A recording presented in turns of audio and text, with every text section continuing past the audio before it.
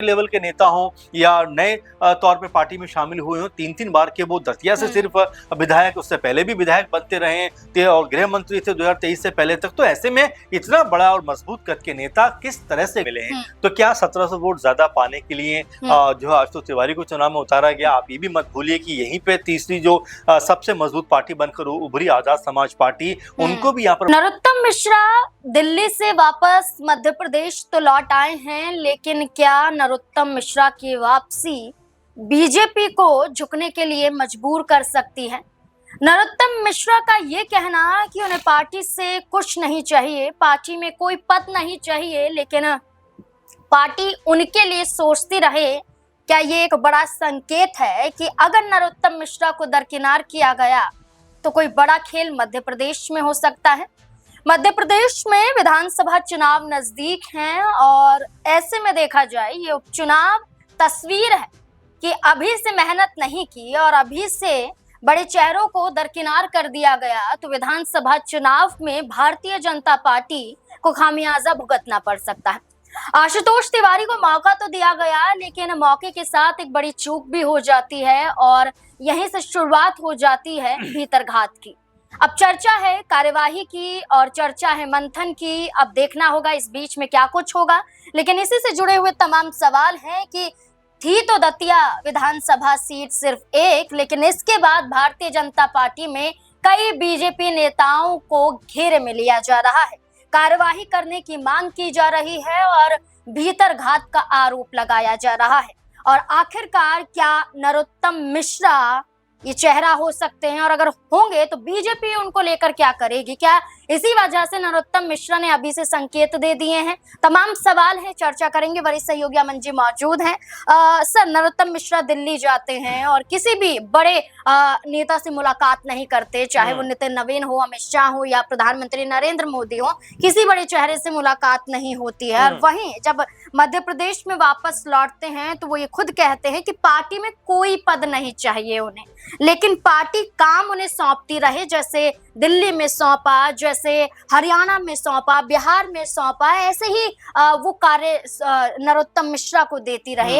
ये क्या संकेत देना चाहते हैं नरोत्तम मिश्रा? देखिए, नरोत्तम मिश्रा को लेकर लगातार खबरें कहीं ना कहीं सुर्खियों में बनी हुई हैं, क्योंकि आप देखेंगे जिस तरह दतिया चुनाव बीजेपी हारी है, उसके बाद में सारा का सारा जो इल्जाम है, ठीकरा है, वो नरोत्तम मिश्रा के सर ही फोड़ा जाता। वैसे में दिल्ली पहुंचते हैं, दिल्ली पहुंचकर जिस तरह से वो मीडिया के सामने भी आते हैं और ये कहते हुए नजर आते हैं कि भाई मुझे किसी नेता से मुलाकात नहीं करनी है, ना तो मुझे समय दिया गया है और ना ही मैंने समय मांगा है। मैं तो दिल्ली आया हूँ अपने दोस्त आसाराम अहिरवार से मिलने के लिए, उनसे मेरी मुलाकात हो गई, हालचाल जान लिया और अब मैं मध्य प्रदेश वापस लौट रहा हूँ। तो इस तरह की बातें वो कहते हुए दिखाई पड़े, यानी उनका जो इशारा है वो इस तरफ है कि बीजेपी के नेता या तो उनसे मिलना नहीं चाहते या फिर समय देना नहीं चाहते, क्योंकि दोनों ही बातें उन्होंने कही कि मैं किसी से नहीं मिला और किसी से मैंने समय भी नहीं मांगा। क्योंकि नरोत्तम मिश्रा ऐसा तो नहीं कि पहली बार जो है चुनाव लड़े हों, हार गए हों, ऐसा तो नहीं है कि छोटे लेवल के नेता हों या नए तौर पे पार्टी में शामिल हुए हों। 3-3 बार के वो दतिया से सिर्फ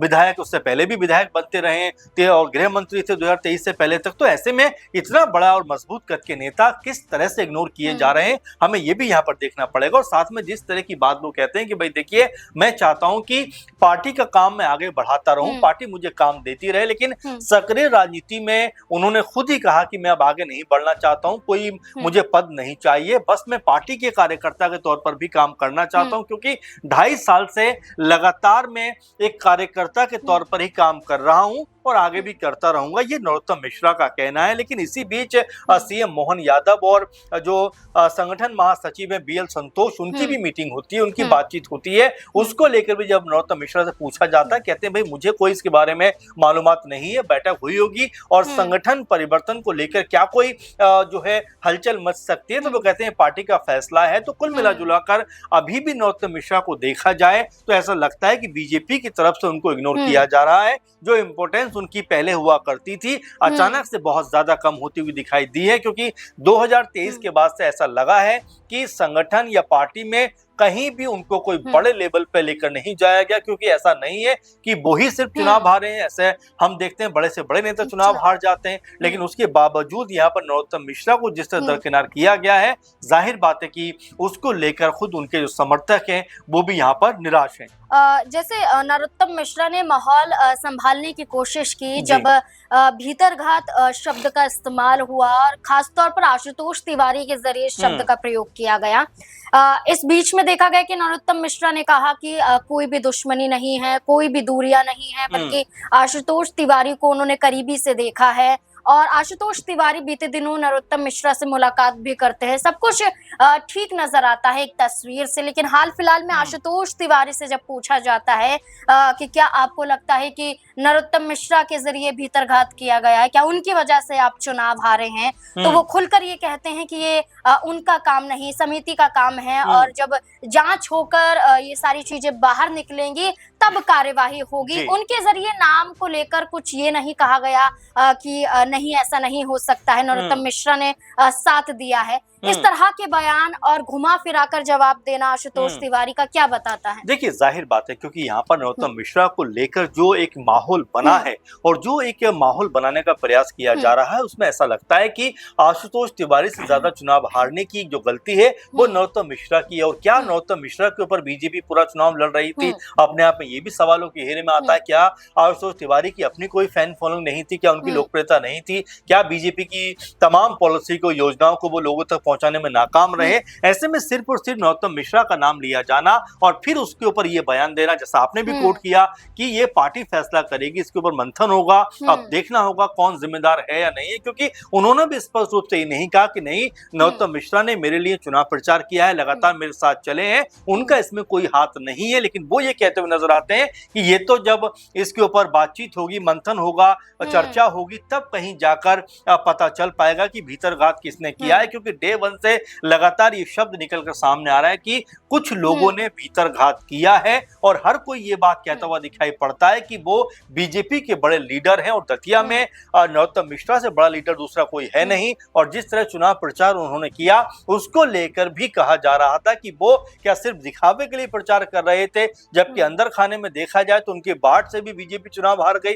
तो ऐसे में जिस तरह के सवाल उनको लेकर खड़े होते हैं और यहाँ पर नरोत्तम मिश्रा अभी भी जिस तरह से अडिग होकर मजबूती के साथ में खड़े हुए हैं और तमाम सवालों को जवाब देते हुए दिखाई देते हैं, तो ऐसे में बड़ा स्पष्ट हो जाता है कि वो निडर होकर अपने आप को आगे बढ़ाना चाहते हैं। लेकिन बीजेपी के तमाम नेता उनको लेकर जिस तरह घेरने का प्रयास करते हैं, क्या बीजेपी आलाकमान का फैसला होगा, ये देखने वाली बात होगी। अच्छा सर, 2028 में विधानसभा का चुनाव है और इस सीट पर ही दो चेहरे बीजेपी ने सामने कर दिए। नरोत्तम मिश्रा 3 बार यहाँ से चुनाव जीते हैं, लेकिन मौका नहीं दिया जाता है और आशुतोष तिवारी को उतार दिया जाता है। क्या लगता है कि 28 के चुनाव में कांग्रेस पार्टी ही नहीं बल्कि बीजेपी के अंदर यही दोनों बड़े चेहरे चुनौती बन सकते हैं? देखिए एक बात तो यह है कि जब आशुतोष तिवारी चुनाव हारे, उसके बाद में उन्होंने कहा कि चलिए मैं चुनाव हार गया, हार जीत लगी रहती है, मुझे किसी पद की लालसा नहीं है। लेकिन एक बात और भी कहते हुए दिखाई पड़े कि दतिया में अब मैं मजबूती के साथ यहीं पर रहूंगा, लोगों की समस्याएं सुलझाऊंगा, यानी दतिया के लिए काम करूंगा। तो ये स्पष्ट भी दिखाई पड़ता है कि क्या आशुतोष तिवारी ही अगला चेहरा होंगे, देखने वाली बात होगी। और क्या नरोत्तम मिश्रा को धीरे धीरे करके यहाँ से साइडलाइन कर दिया जाएगा, क्योंकि जितने भी उनके समर्थक थे उनको एक तरीके से हटा दिया गया है, पार्टी लाइन से साइडलाइन कर दिया गया है। तो यहाँ पर क्या नरोत्तम मिश्रा के साथ भी कुछ ऐसा ही होता हुआ दिखाई पड़ेगा? अब यहाँ आशुतोष तिवारी वो चेहरा होंगे, ये भी देखना होगा। अच्छा सर, आशुतोष तिवारी ने मीडिया के सामने बयान भी दिया कि जो हार का प्रतिशत है 2023 से और 2026 के उपचुनाव में वो बेहद कम हुआ है, तो ये फर्क नजर आता है 23 और ये उपचुनाव। देखिए ये बात तो मोहन यादव ने भी कही कि 1700 वोट हमें ज्यादा मिले हैं, तो क्या 1700 वोट ज्यादा पाने के लिए जो आशुतोष तिवारी को चुनाव में उतारा गया? आप ये भी मत भूलिए कि यहीं पे तीसरी जो सबसे मजबूत पार्टी बनकर उभरी आजाद समाज पार्टी, उनको भी यहाँ पर 22,000 वोट मिले हैं। तो ऐसे में ये कह देना कि भाई 1700 वोट ज्यादा मिले, मेरे ख्याल से बीजेपी बीजेपी को आत्ममंथन करने की जरूरत है, क्योंकि यहाँ पर अगर लगातार बैक टू बैक दूसरे चुनाव में, यानी कि अगर 23 के बाद अगर बात करें तो उपचुनाव में जिस तरह दूसरी बार उनको हार मिली है, तो आत्ममंथन का जरूर उनको एक विकल्प तलाशना चाहिए, क्योंकि यहाँ पर नरोत्तम मिश्रा एक बड़े कद के नेता है। अगर उनके समर्थक नाराज रहे हैं, उसका खामियाजा बीजेपी को उठाना पड़ा है। अब देखिए, हार तो हार है, ऐसे में 1700 वोट ज्यादा मिले हो कम मिले हो ये एक अलग विषय है, लेकिन लगातार दूसरी बार बीजेपी को इस सीट पर हार मिली है। कहीं ना कहीं इसके ऊपर चिंतन बीजेपी जरूर करेगी। बिल्कुल, बीजेपी को ये नहीं जांचना चाहिए कि आखिरकार किस बड़े चेहरे को टारगेट किया जाए, बल्कि बीजेपी को तलाशना चाहिए कि 2023 में बीजेपी क्यों हारी और इस उपचुनाव में भी बीजेपी क्यों हारी, क्यों सिर्फ और सिर्फ नरोत्तम मिश्रा का नाम लिया जा रहा है, कोई और बड़ा चेहरा क्यों नहीं सामने है। अगर लगता है कि नरोत्तम मिश्रा इतने प्रभावशाली हो सकते हैं दतिया पर, तो फिर उन्हें ही टिकट क्यों नहीं दिया गया। ये बड़े सवाल तो मुख्यमंत्री मोहन सिंह यादव पर भी खड़े होते हैं। अब देखना होगा कि दो बड़े नेता जिन्होंने अभी शुरुआत की, एक पहला चुनाव था ये आशुतोष तिवारी का, और वहीं दतिया पर 3 बार विधानसभा का चुनाव नरोत्तम मिश्रा जीत चुके हैं। अब दोनों ही चेहरों को लेकर बीजेपी के अंदर बड़ी खींचतान हो गई है। नरोत्तम मिश्रा के जो समर्थक हैं वो बार बार कह रहे हैं कि ना सिर्फ उन्हें दरकिनार किया गया, बल्कि उनके ऊपर गंभीर आरोप लगाए जा रहे हैं, उन्हें पदों से हटाया जा रहा है, तो ये उचित नहीं है। अब देखना होगा कि लगातार यही सिलसिला रहा तो नरोत्तम मिश्रा क्या करेंगे। क्या बीजेपी से अलग कदम उठाने के लिए मजबूर हो सकते हैं नरोत्तम मिश्रा, जिस तरह से उन्होंने खुलकर कह दिया कि वो उनका फैसला होगा, लेकिन अभी दिल्ली वो किसी से मुलाकात करने नहीं गए थे। अब देखना होगा। और आपको क्या लगता है इस पूरे मुद्दे को लेकर, अपनी राय हमारे साथ जरूर साझा करें। धन्यवाद।